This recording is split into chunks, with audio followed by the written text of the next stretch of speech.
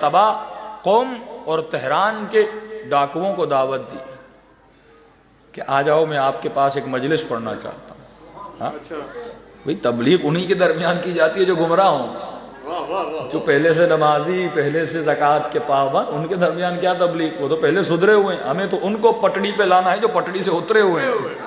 ہاں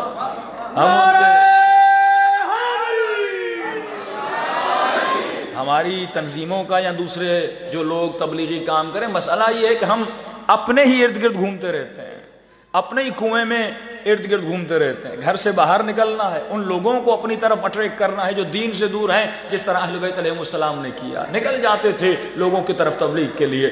اب انہوں نے ڈاکو کو کہا بھائی آ جاؤ، ہم آپ کے، کیونکہ کوئی ڈاکو تھے لیکن شیعہ تھے، دل میں محبت حسین ابن علی اور اہل بیت تو تھی لیکن گناہوں میں آلودہ تھے۔ انہوں نے مجلس پڑھی، مجلس پڑھنے کے بعد محفل میں بیٹھے تو انہوں نے ڈاکوؤں سے کہا کہ آپ، ہمیں پتہ ہے ڈاکو ہیں، لیکن یہ بتائیے آپ کے اندر اچھی عادت کیا ہے جس کی آپ خود بھی تعریف کریں؟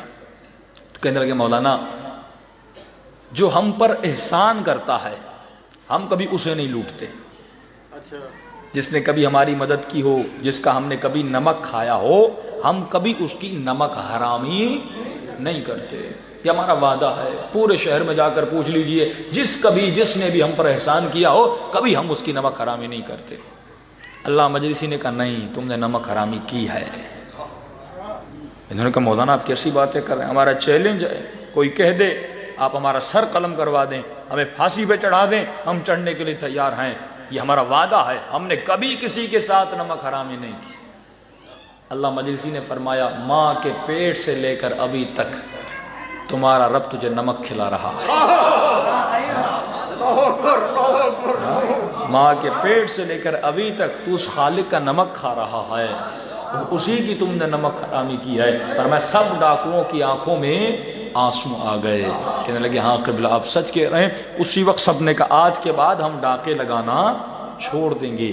جس کے ضمیر کو بیدار ہونا ہو وہ ایک نصیحت کے ذریعے بیدار ہو سکتا۔ یہی ذکر کی جو میں باتیں کر رہا ہوں، آیت اللہ نباتی فرماتے ہیں ہمارے استاد کو کہ انہوں نے جب ان سے پوچھا قبلہ یہ تمام تر اذکار، یہ تمام تر اوراد جب آپ کرتے ہیں آپ کو اتنا فائدہ ملتا ہے، ہمیں کیوں نہیں مل رہا؟ تو انہوں نے پہلا تو جواب یہ دیا کاظمی صاحب، جو کتاب، جو نہج البلاغہ، جو مفاتیح الجنان آپ کے گھر میں ہے وہ ہمارے گھر میں ہے، ہم کوئی نیا ذکر نہیں کرتے، لیکن اصل جو گھر کی مربیاں ہیں، جو تربیت کرنے والی ہیں، وہ خواتین